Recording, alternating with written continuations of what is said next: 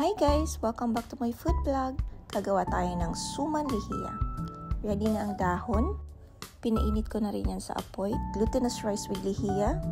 After ibalot at itali ang suman sa dahon ng saging, ganito magiging itsura niya guys. Ayan, ready for cooking na. I-ready na natin ang kaserola. Ilagay ang suman. Pagpatong-patungin natin.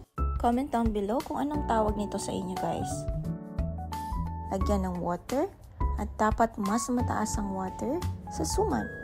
Pakuluan ng 1 to 2 hours hanggang maging malambot at perfect ang texture. Ayan, luto na ang suman lihiya. Perfect ito with latik o arnibal. Ayan, ang ganda ng kulay niya guys. Tikman na natin. Sure na sure ako na magugustuhan to ng lahat. Masarap siya guys. Tamang-tama lang yung tamis, malinamnam. Kaya try nyo na din guys.